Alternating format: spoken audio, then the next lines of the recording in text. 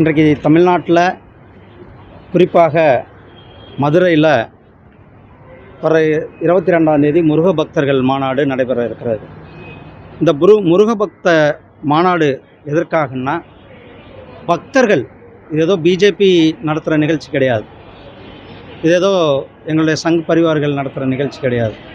இது அனைத்து தரப்பட்ட மக்களும் இணைந்து செய்கின்ற ஒரு முருக பக்தர் மாநாடு.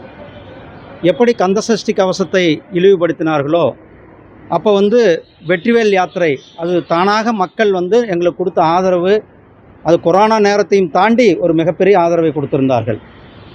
அது இப்பொழுது பார்க்குறீங்க, திருப்பரங்குன்றத்தில் அங்கே இருந்த விஷயங்கள் தொடர்ந்து இங்கு இந்து கோயில்கள், இந்து மக்களுக்கு எதிரான விஷயங்கள் பரப்பப்பட்டு வருகிறது. அதையெல்லாம் மக்கள் பார்த்து அவங்க ஒரு வேதனையுற்று, நமக்கான ஒரு ஒற்றுமையான தளம் இந்த முருகபக்தர்கள் மாநாடு என்று மக்கள் நினைத்து இன்றைய ஆதரவு கொடுத்து கொண்டிருக்கிறார்கள். தமிழகத்தில் ஒரு மிகப்பெரிய ஒரு மாற்றத்தை ஏற்படுத்துகின்ற ஒரு மிக முக்கியமான மாநாடாக இந்த மாநாடு இருக்குது. இந்த மாநாட்டை ஏன் குஜராத்லேயே உத்தரப்பிரதேசம் நடத்தக்கூடாது? இதில் பிரித்தல் சூழ்ச்சி இருக்கிறது.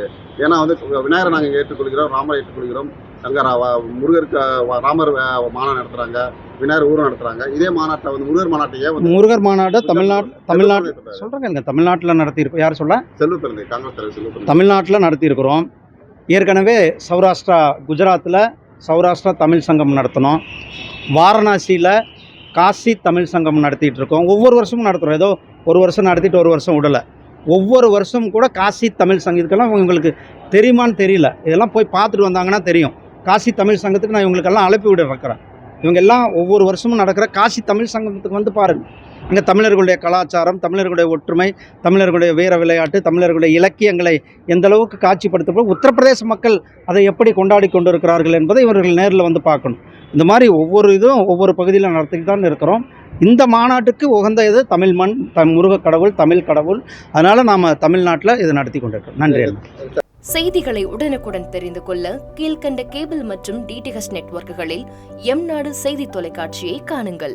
பாதகம் செய்பவரை கண்டால் நாம் பயம் கொள்ளலாகாது பாப்பா. மோதி மிதித்து விடு பாப்பா, அவர் முகத்தில் உமிழ்ந்து விடு பாப்பா. அண்மை செய்திகளை உடனுக்குடன் தெரிந்து கொள்ள இணைந்திருங்கள் எம்நாடு தொலைக்காட்சியுடன்.